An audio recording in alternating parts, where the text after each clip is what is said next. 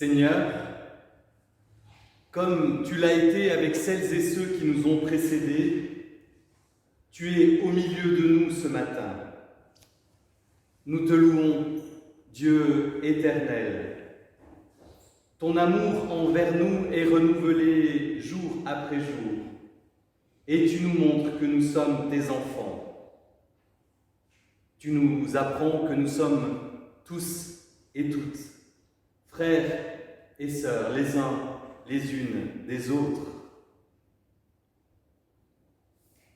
La grâce, la paix et l'amour de notre Seigneur sont sur nous. Amen.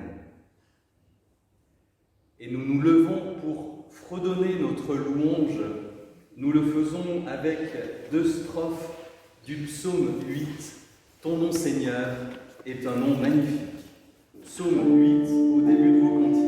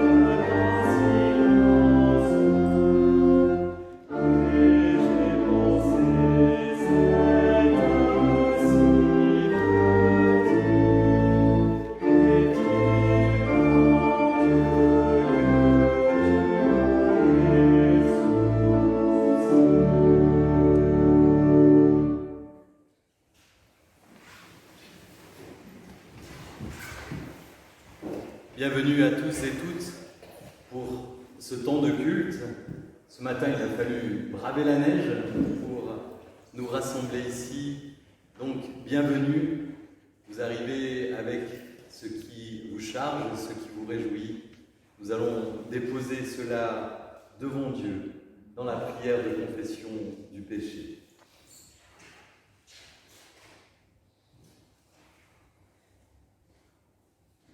Mon Dieu, je viens vers toi en ces temps troublés. Tu es le pôle stable, l'équilibre intérieur. J'ai plaisir à demeurer en toi, près de toi. Je m'y sens moi-même. Je crois en toi et je reconnais mes limites.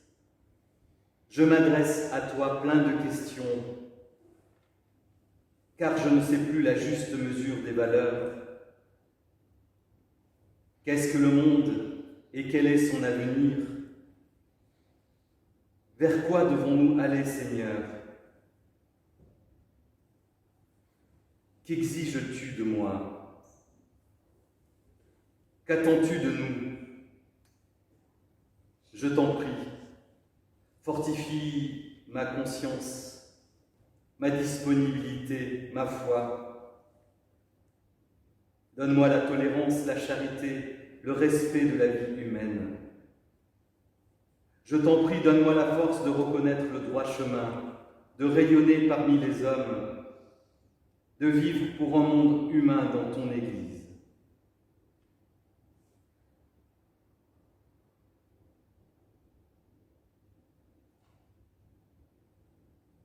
Et par le texte biblique, tu nous réponds, nous suivons les mots d'Ésaïe. Du haut du ciel, regarde, de ta splendeur divine, vois ce qui nous arrive. Que sont donc devenus ton amour si ardent, ta vaillance au combat et tes sentiments de tendresse? Car c'est toi qui es notre Père, toi qu'on nomme depuis toujours notre libérateur. Ah, si tu déchirais le ciel et si tu descendais, devant toi, les montagnes seraient ébranlées. Tu serais comme un feu embrassant des brindilles ou mettant l'eau en ébullition. Oui, Seigneur, donne-moi le feu de ton pardon. Donne-moi une eau qui fait vivre pour avancer dans tes pas. Amen. Et toujours en fredonnant, nous suivons le cantique tel que je suis, 43-10, 43-10, toujours deux strophes, tel que je suis.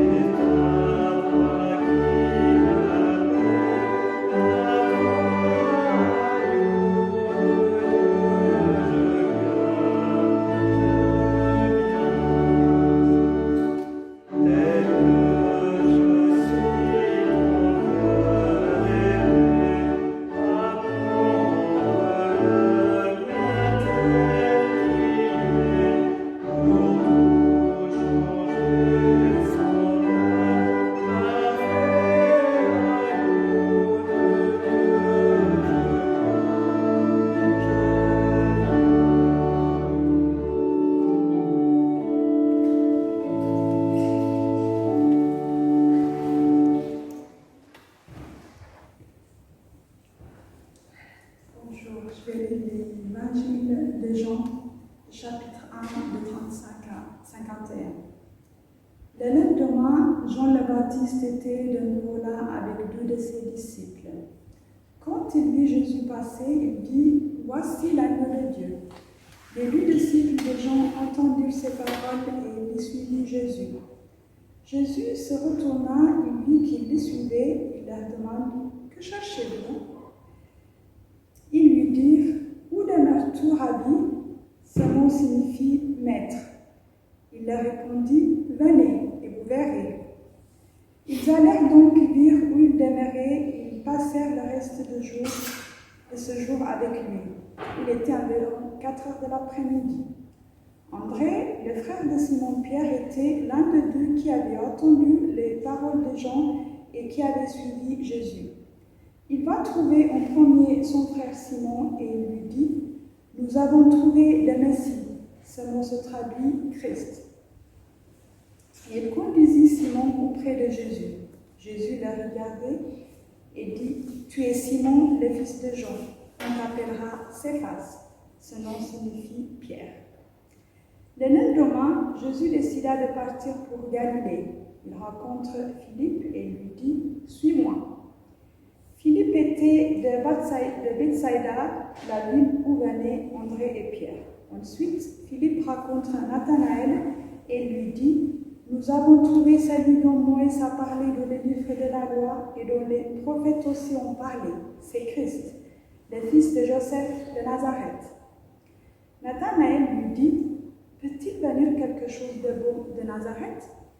Philippe répliqua « Viens et tu verras. » Quand Jésus vit Nathanaël s'approcher de lui, il dit de son sujet « Voici un véritable Israélite. Il n'y a rien de faux en lui. » Nathanaël lui demanda « Comment me connais-tu » Jésus répondit « Je t'ai vu quand tu étais sous le figuier, avant Philippe t'appelle. » Nathanaël lui dit « Rabbi, tu es le Fils de Dieu, tu es le roi d'Israël. » Jésus répondit « Ainsi tu crois en moi parce que je t'ai dit que je t'ai vu sous le figuier, tu verras de bien de plus grandes choses que celles-ci. » Et il ajouta « Oui, je vous le déclare, c'est la vérité. Vous verrez le ciel ouvert et les anges de Dieu monter et descendre au-dessous du Fils de l'homme. »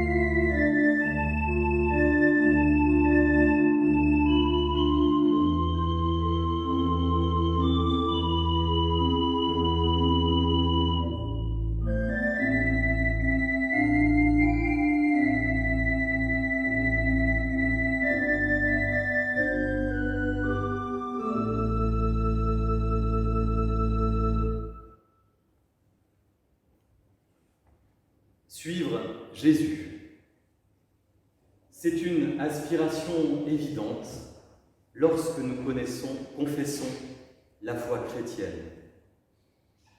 Mais parfois, ce n'est pas si évident et nous nous interrogeons pour convertir cette belle aspiration, suivre Jésus dans nos vies quotidiennes. Existe-t-il un profil type de la disciple?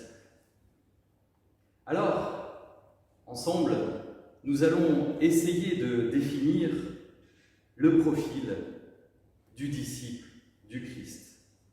Nous avons fait un petit peu cet exercice au conseil de paroisse mardi soir. Alors, je vous présente deux invités pour aujourd'hui. Nous avons Didier. Didier, vous voyez, c'est un homme, la quarantaine, et Didier, il aimerait bien être disciple du Christ. Et il a plein de choses autour de lui. Nous avons aussi une dame, Jacqueline, un peu plus âgée, et Jacqueline aussi a plein de choses autour d'elle. Alors, je vais donner ces feuilles aux enfants, si vous voulez bien, et vous allez découper les personnages, et puis vous allez leur mettre ce que vous voulez comme habit et comme accessoire. Vous pouvez le faire pendant la prédication, et puis après, on en parle pendant les indices.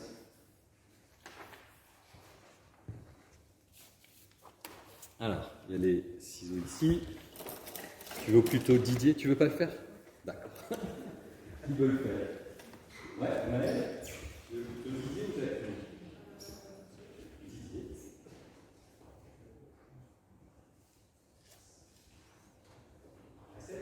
Tu veux pas?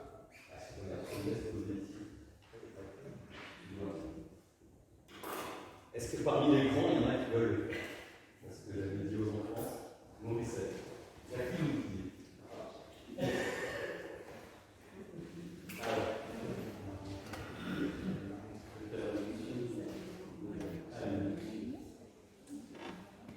Quelqu'un d'autre? Ah,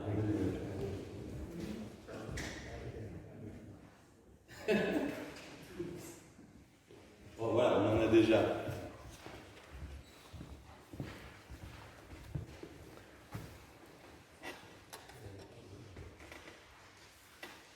Effectivement, que nous faut-il pour être disciple?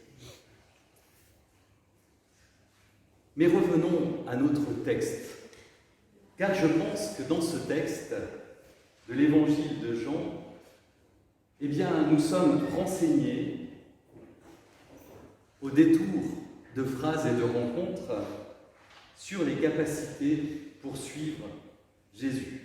Alors, nous avons un problème en français parce qu'il n'existe pas de mot pour dire suivre Jésus. Alors, en allemand, on a la Nachfolge. En anglais, on peut dire la Discipleship. Mais, alors nous, on pourrait dire la suivance du Christ. Et, comme vous l'avez attendu dans ce texte, il n'y a pas de grands effets, de grandes choses à faire pour devenir disciple. Ni d'anges autour de nous quand nous confessons notre foi. En revanche, il y a plein de petits miracles, une série de miracles ordinaires. Et le premier est celui du lien, d'une chaîne qui va se tramer entre tous ces disciples. Et aussi du témoignage important de celles et ceux qui sont déjà disciples dans l'entourage de Jésus. Alors, revenons lentement sur le texte et enquêtons. Je relis le début. Le lendemain, Jean-Baptiste, l'épisode précédent nous parlait déjà de Jean-Baptiste, était de nouveau là avec 2 disciples. Quand il vit Jésus passer, Jean-Baptiste dit « Voici l'agneau de Dieu ». Les 2 disciples de Jean entendirent ces paroles et ils suivirent Jésus. Jésus se retourna, il vit qu'ils le suivaient et leur demanda « que cherchez-vous » Ils lui dirent « Où demeures-tu, Rabbi ?» Ce mot signifie « maître ». Jésus leur répondit « Venez et vous verrez ». Ils allèrent donc et virent où il demeurait. Ils passèrent le reste de ce jour avec lui. Il était environ 4 heures de l'après-midi. Voici donc 2 premiers disciples. Ils restent anonymes pendant tout le texte. Ce texte ne révélera pas leur identité. Par contre, ils vont être au bénéfice du témoignage de Jean-Baptiste en 2 temps. Dans un premier temps, Jean le Baptiste achemine lui-même ses propres disciples vers Jésus.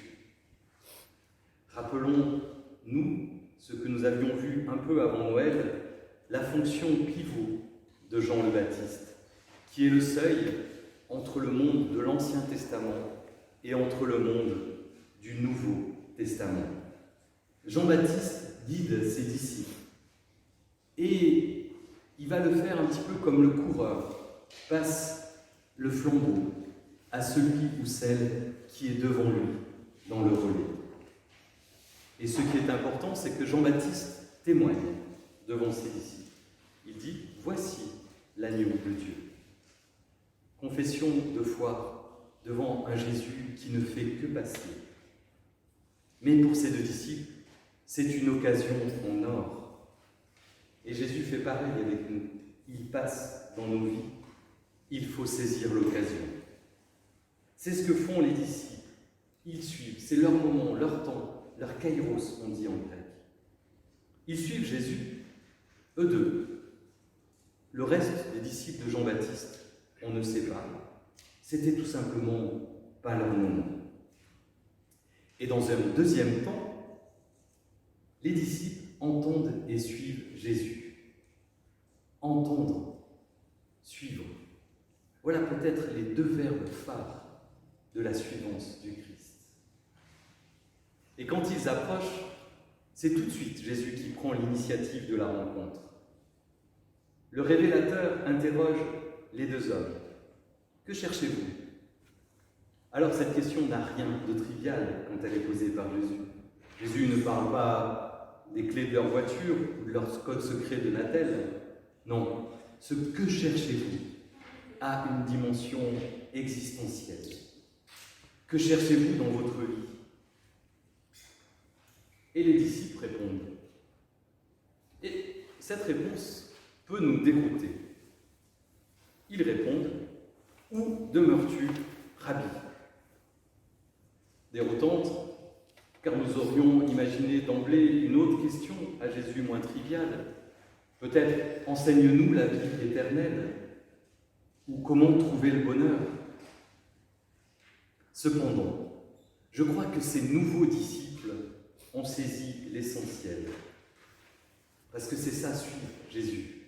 Demeurer en lui, demeurer où il se trouve.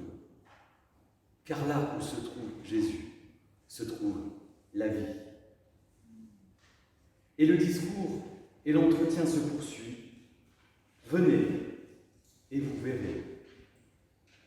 Une invitation ouverte de Jésus. Et là aussi, il ne leur fait pas un discours théorique, juste une invitation. Venez et vous verrez. Parce que le disciple doit faire un bout de chemin aussi, doit s'impliquer dans la relation. Et pour clore ce premier épisode, le texte signifie qu'il était 4 heures de l'après-midi. En fait, dans le texte grec, on parle de la 10e heure. Alors, pourquoi mentionner cette heure ? 4 heures de l'après-midi, c'est l'heure sympa, c'est l'heure du goûter, mais aussi le 10 est le symbole de la plénitude. Le 10, dans l'Antiquité juive, représente la perfection. Ces disciples, en demeurant près de Jésus, atteignent la perfection. Alors voilà donc un premier schéma de suivance du Christ. Il y a un témoin fiable qui confesse sa foi, Jean-Baptiste. et une vraie rencontre initiée par Jésus, suivie d'une proximité avec lui. Ensuite vient une deuxième rencontre, un deuxième schéma. Et vous allez voir, ça va suivre la même trame. Je lis. André, le frère de Simon-Pierre, était l'un des deux qui avait entendu les paroles de Jean et qui avait suivi Jésus. Il va trouver en premier son frère, Simon, et lui dit « Nous avons trouvé le Messie ». Ce mot se traduit par Christ. Et il conduisit Simon auprès de Jésus. Jésus le regarda et dit « Tu es Simon, le fils de Jean. On t'appelle Céphas. » Ce nom signifie Pierre. L'histoire va ici se dérouler entre deux frères, André et Simon-Pierre. André entend parler de Jésus parce qu'il est à la suite de Jean-Baptiste. Et lui aussi, à l'écoute de Jésus, se met à la suite de Jésus. Il a fait le schéma, il est venu et il a entendu. Et tout à la joie de sa découverte, il ne la garde pas pour lui, il souhaite en faire profiter son frère.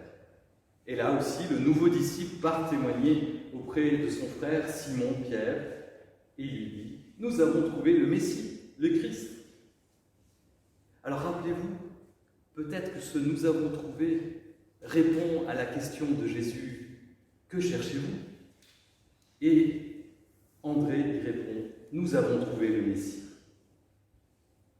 André a trouvé et partage avec Simon, de même que Jean avait conduit ses deux disciples. Et là aussi, c'est Jésus qui accueille. Littéralement, le texte grec dit que Jésus dirige son regard sur Simon. Il en résulte un moment de face à face avec Jésus. Et là aussi, le recrutement de Simon se passe sans entretien préalable. Le candidat n'a même pas à présenter son identité. Il est reconnu et accueilli par son nom et son ascendance. Et cette identité va être transcendée, modifiée par cette rencontre. Simon-Pierre devient Céphas, car déjà sa fonction de fondement est établie. Mais le texte n'en reste pas là, et l'appel rebondit au fil des versets. Et cette fois-ci, ça va être direct, sans intermédiaire. Et c'est Jésus qui prend le contact directement. Je lis. Le lendemain, Jésus décida de partir pour la Galilée. Il rencontra Philippe et lui dit « Suis-moi ». Philippe était de Bethsaïda, la ville d'où venaient André et Pierre. Et là aussi, tout se déroule dans l'immédiateté de l'action. Philippe, alors là, on élargit le cercle des disciples parce que Philippe, c'est un nom aux consonances grecques. Et Philippe croise Jésus et son injonction « Suis-moi » et il suit. Mais la chaîne des disciples se rallonge et Philippe se retrouve lui aussi maillon de la chaîne et le disciple grec va témoigner à l'Israélite de sa rencontre avec Jésus. Et cela commence par un dialogue entre Philippe et le nouvel arrivant dans le texte, Nathanaël. Nathanaël, en hébreu, ça veut dire « donné par Dieu ». Ensuite, Philippe rencontre Nathanaël et lui dit « Nous avons trouvé celui dont Moïse a parlé dans le livre de la loi et dont les prophètes ont aussi parlé. C'est Jésus, le fils de Joseph de Nazareth. » Nathanaël lui dit « Peut-il venir quelque chose de bon de Nazareth ?» Philippe réplique « Bien, et tu verras. » Quand Jésus vit Nathanaël s'approcher de lui, il dit à son sujet « Voici un véritable Israélite, il n'y a rien de faux en lui. » Nathanaël lui demanda « Comment me connais-tu » Jésus répondit « Je t'ai vu quand tu étais sous le figuier avant que Philippe t'appelle. » Nathanaël lui dit Rabbi, tu es le Fils de Dieu, tu es le roi d'Israël. Jésus lui répondit, ainsi, tu crois en moi parce que je t'ai dit que je t'avais vu sous le figuier, tu verras de bien plus grandes choses que celles-ci. Et Jésus ajouta, oui, je le déclare, c'est la vérité, vous verrez le ciel ouvert et les anges de Dieu monter et descendre au-dessus du Fils de l'homme. Alors au tout début, Nathanaël, en vrai israélite, est surpris de l'affirmation de ce Philippe. Effectivement, pour un juif, rien ne peut sortir de bon de Nazareth. Alors Philippe n'entre pas dans de grands discours, là aussi, et il reprend le « viens et vois » de Jésus adressé aux 2 premiers disciples. Nul discours, juste un « viens et vois ». Et comme toujours, quand le nouvel arrivant arrive à proximité de Jésus, c'est Jésus qui le voit en premier et qui le connaît déjà parfaitement. Et à l'inverse de dimanche dernier, le figuier, cette fois, va donner un bon fruit, puisque Jésus y a vu déjà Philippe. Et un peu comme dans le texte de la Samaritaine, Jésus montre qu'il nous connaît intimement et sait de quel bois nous sommes faits. Voilà pour nous, apprentis disciples ou disciples accomplis, nous que le Christ regarde en premier et invite. Viens et vois. Nous qui sommes responsables de témoigner de notre rencontre avec lui. Viens et vois. Alors, nul besoin de connaissances, nul besoin de découper 1000 artifices et de chercher 1000 choses, nul besoin de devoir se vendre pour être accepté et avoir le job. Simplement, venir, voir et demeurer en lui. Et ensuite, témoigner de cette rencontre. Viens, Seigneur, viens. Amen.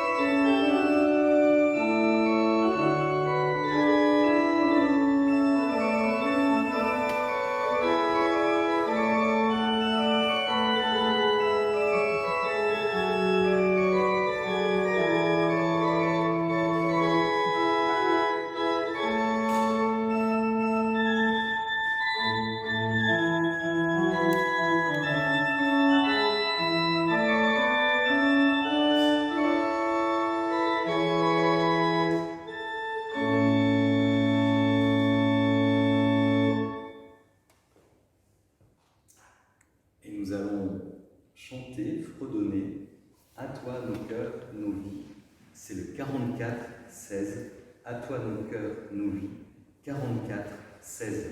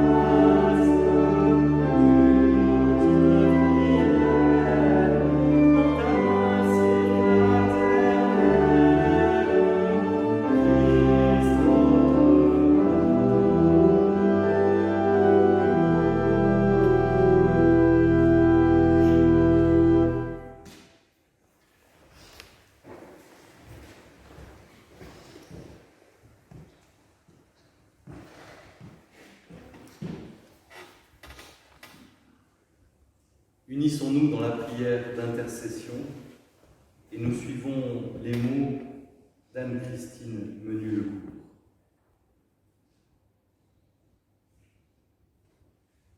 Je m'en remets à toi, mon Dieu, que ton souffle ravive mes forces, toi le créateur de mes cellules, le maître de mon corps.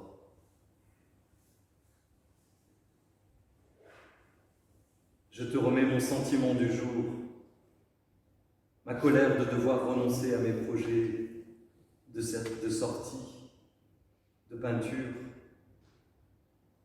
de rencontre. Je te remets tous ces moments où je reste seul face à moi-même, face à la maladie, face à ma finitude.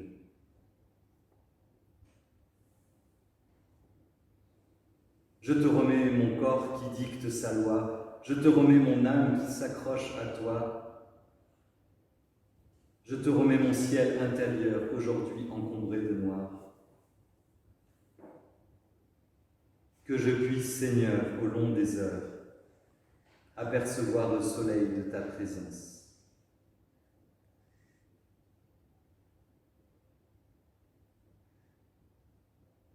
Et le soleil de la présence de notre Seigneur, nous le recevons dans la prière qu'il nous a apprise. Cette prière que les chrétiens, les disciples, les suivants et les suivantes du Christ disent ce matin. Et nous le disons particulièrement en communion ce matin avec nos frères et sœurs catholiques romains de l'UP et Pastoral Jura, avec nos frères et sœurs orthodoxes de Chambézy, avec nos frères et sœurs évangéliques de la paroisse de Nîmes. Nous te disons Notre Père qui es aux cieux, que ton nom soit sanctifié, que ton règne vienne, que ta volonté soit faite sur la terre comme au ciel. Donne-nous aujourd'hui notre pain de ce jour. Pardonne-nous nos offenses comme nous pardonnons aussi à ceux qui nous ont offensés. Et ne nous laisse pas entrer en tentation, mais délivre-nous du mal, car c'est à toi qu'appartiennent le règne, la puissance et la gloire, au siècle des siècles. Amen. Et nous nous levons pour fredonner que la grâce de Dieu, c'est le 62-81, 62-81, et comme nous n'avons pas les paroles sous les yeux, à suivre les paroles, nous pouvons nous regarder les uns les autres pendant ce cantique. Que la grâce de Dieu soit sur toi et sur toi.